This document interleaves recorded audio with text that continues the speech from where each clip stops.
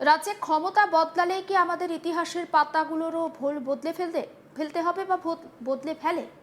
রাজনীতির চেয়ারে কে বসলো তার উপর নির্ভর করে নির্ভর করে কি ঠিক হবে আমাদের সন্তানেরা স্কুলে পড়বে বা স্কুলে কিভাবে পড়বে, কি পড়বে না, সেই সমস্ত প্রশ্নের উত্তর 2026 সালে রাজ্য রাজনীতিতে একটা মস্ত বড় ওলটপালট ঘটে যাওয়ার পর এই জ্বলন্ত প্রশ্নটাই এখন তাড়া করে বেড়াচ্ছে বাংলার শিক্ষক সমাজ, শিক্ষাবিদ, সাধারণ অভিভাবককুলকে। লড়াইটাই এবার আর শুধু নবান্নের কুর্সি দখলে নয়, লড়াইটা একেবারে সরাসরি ঢুকে পড়েছে ক্লাস ঘরের ব্ল্যাকবোর্ডে আর অষ্টম শ্রেণীর ইতিহাসের পাঠ্য বইয়ের পাতায়। সোমবার 6 জুলাই ছিল ডক্টর শ্যামাপ্রসাদ মুখার্জির 125তম জন্মবার্ষিকী। আর সেই বিশেষ দিনটিকে মঞ্চ হিসাবে ব্যবহার করে রাজ্যের নতুন মুখ্যমন্ত্রী শুভেন্দু অধিকারী একটা বিরাট ঘোষণা করে দিলেন। কলকাতার ভবানীপুরের মিত্র ইনস্টিটিউশন, যা স্বয়ং শ্যামাপ্রসাদের নিজের স্কুল, সেখানেই হাজির হয়ে মুখ্যমন্ত্রী সাফ ইঙ্গিত দিলেন রাজ্যের স্কুল পাঠ্য বইয়ে এবার আরও বেশি করে প্রাসঙ্গিক করে ঢোকানো হবে শ্যামাপ্রসাদ মুখার্জির জীবনী, তার রাজনৈতিক কর্মজীবন। শুধু তাই নয়, সরকারি নির্দেশ মেনে রাজ্যের সিংহভাগ স্কুল কলেজে সাড়ম্বরে পালিত হলো শ্যামাপ্রসাদ জয়ন্তী।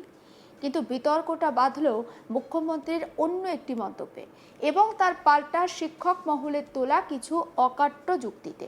মুখ্যমন্ত্রী সাংবাদিকদের প্রশ্নের উত্তরে সরাসরি সিঙ্গুর আন্দোলনের দিকে ইঙ্গিত করে চাঁচাছোলা ভাষায় বললেন, যারা টাটাদের ভাগিয়েছে তাদের তো পাঠ্যে থাকা উচিত নয়। শ্যামাপ্রসাদ মুখার্জির জীবন ও কর্ম অবশ্যই পাঠ্যক্রমে অন্তর্ভুক্ত হওয়া প্রয়োজন। তিনি আরও যোগ করেন, এই বিষয়ে তিনি রাজ্যের স্কুল শিক্ষা উচ্চশিক্ষা মন্ত্রীকে ইতিমধ্যে বিশেষভাবে অনুরোধ করেছেন। যদিও আইনি জট এড়াতে মুখ্যমন্ত্রী পরে এও বলেন যে তিনি স্রেফ একজন বিধায়ক বা জনপ্রতিনিধি হিসাবে এই প্রস্তাব দিয়েছেন, চূড়ান্ত সিদ্ধান্ত যা নেবে শিক্ষা দপ্তরের নির্দিষ্ট সিলেবাস কমিটি। কিন্তু রাজনৈতিক মহল খুব ভালো করেই জানে, মুখ্যমন্ত্রী যখন নিজে এই ইচ্ছে প্রকাশ করেন তখন কমিটির স্বাধীন সিদ্ধান্ত নেওয়ার ক্ষমতা কতটা অবশিষ্ট থাকে। একবার শোনাই এ প্রসঙ্গে মুখ্যমন্ত্রী শুভেন্দু অধিকারীর বক্তব্য। এখানে আমার যোগদান থাকবে না এই বর্ষে?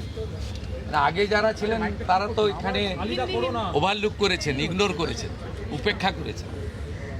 আমি তো দেখে এলাম এই বিল্ডিং হচ্ছে হেরিটেজ বিল্ডিং। আমাদের তো হেরিটেজ কমিশন তৈরি হলে আমি রেকমেন্ড করব হেরিটেজ কমিশনের কাছে যাতে এই বিল্ডিংকে হেরিটেজে যুক্ত করা হয়। কারণ আগের সরকার তো হেরিটেজ কমিশন তুলে দিয়েছিল। ঠিক আছে, ওটা তো একটা ব্যক্তি মালিকানা বা ট্রাস্টি আছে। আমরা জিরাটে একটা জায়গা কিনেছি, পশ্চিমবঙ্গ সরকার, আমরা ডিড করে এগ্রিমেন্ট করে করেছি, ওখানে একটা লাইব্রেরি সৌধ। বাকিটা আপনারা অমিত শাহজির মুখ থেকে শুনবেন। हाँ जरूर आने वाला है। सिंगूर के टाटा भगाने वाला नहीं रहना चाहिए और डॉक्टर श्यामाप्रसाद मुखर्जी आना चाहिए। मैं रिक्वेस्ट किया है स्कूल एजुकेशन मिनिस्टर को, principal secretary, higher education minister, syllabus जो कमिटी होगा उसका पास मुख्यमंत्री का जो अपील है विश है उनको बताएगा। ये तो होना चाहिए ना। सिंगूर में टाटा का भगाना का इतिहास है, वो तो सिलेबस से हटना चाहिए। अगर ये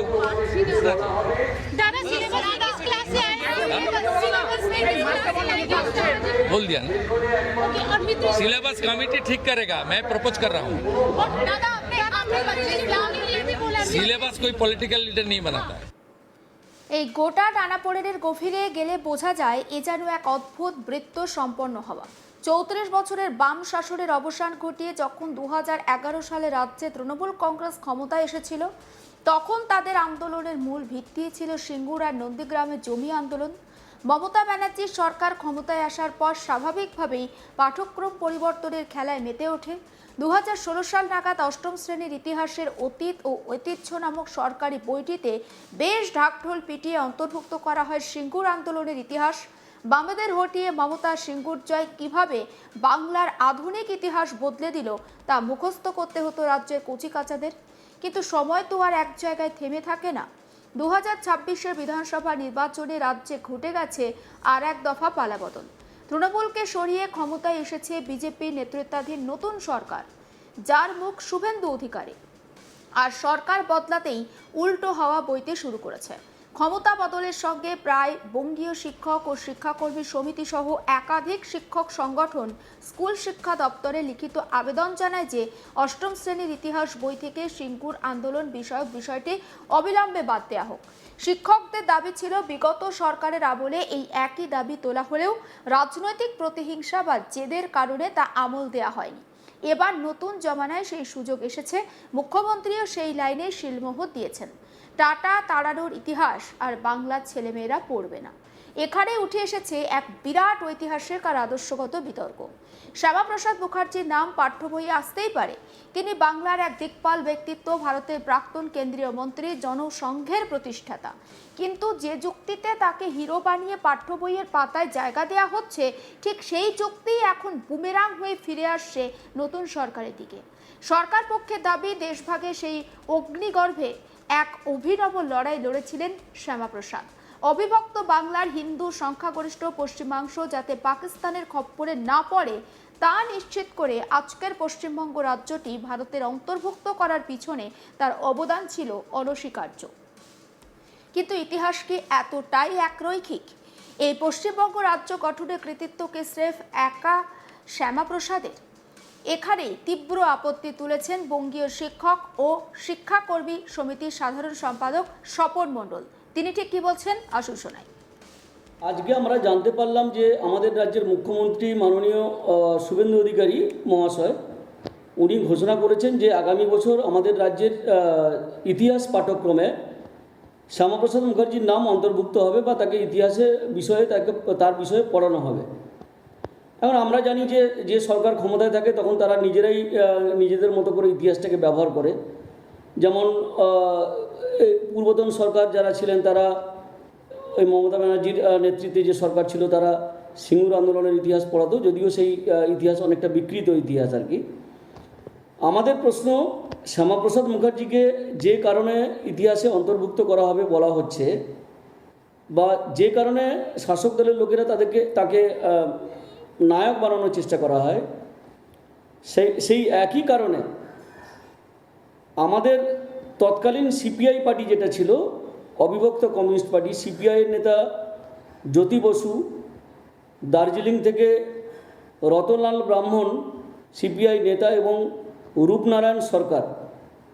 রূপনারায়ণ রায়, তাদের নাম অন্তর্ভুক্ত হবে না কেন ইতিহাসের সিলেবাসে? ঠিক একই কারণে কংগ্রেস নেতা, তৎকালীন কংগ্রেস নেতা বিধান রায়, প্রফুল্ল ঘোষ এবং নিকুঞ্জরাম মাইতি, এদের নাম ইতিহাসে অন্তর্ভুক্ত হবে না কেন? আর বিজেপি আরএসএসের লোকেরা সবসময় মনে করেন যে শ্যামাপ্রসাদ ছিলেন ভারত কেশরী, তাকে সেভাবেই তারা আখ্যা দেন। কিন্তু আমাদের জানতে ইচ্ছে করে, যদি সত্যি সত্যি তাকে ভারত কেশরী বলে মেনে নেন আর কি, তাহলে আরও তো অন্যান্য বিজেপি শাসিত রাজ্য আছে আমাদের ভারতবর্ষে, সেখানে কি শ্যামাপ্রসাদ মুখার্জির বিষয়ে ইতিহাসে পড়ানো হয়? এটা আমার জানতে ইচ্ছে করলো। আমরা তাই দাবি করছি যে বিজেপির লোকেরা বা বিজেপি সরকার দাবি করে যে শ্যামাপ্রসাদ মুখার্জি পশ্চিমবঙ্গকে ভারতবর্ষের অন্তর্ভুক্ত করেছিলেন। আমরা মনে করি এটা ইতিহাস বিকৃতি। তার সাথে সাথে তৎকালীন কমিউনিস্ট পার্টি, তৎকালীন কংগ্রেস দল, তাদের সম্মতি এবং তারা ভোটাভুটিতে এই রাজ্যকে অন্তর্ভুক্ত করেছে। স্বাভাবিকভাবে সবারই পশ্চিমবঙ্গকে ভারতভুক্ত করার পেছনে ভূমিকা আছে, শুধুমাত্র শ্যামাপ্রসাদের নয়। সেই কারণে আমরা বলছি, ইতিহাসে যদি শ্যামাপ্রসাদের নাম পড়াতে হয়, তাহলে তার সাথে সাথে আমরা যে নামগুলো বললাম, সিপিআই নেতা জ্যোতি বসু, রতনলাল ব্রাহ্মণ, রূপনারায়ণ রায়, কংগ্রেস নেতা প্রফুল্ল ঘোষ, তারপর হচ্ছে বিধানচন্দ্র রায়, বাংলার রূপকার যাকে বলা হয়, তার সাথে সাথে নিকুঞ্জরাম মাইতি, এদের নামটাও অন্তর্ভুক্ত করতে হবে, এটা আমাদের দাবি। আজকে আমরা জানতে পারলাম যে আমাদের রাজ্যের মুখ্যমন্ত্রী। সমস্ত আপডেটের জন্য নজর রাখুন আজ তাক বাংলায়। সাবস্ক্রাইব করতে ভুলবেন না।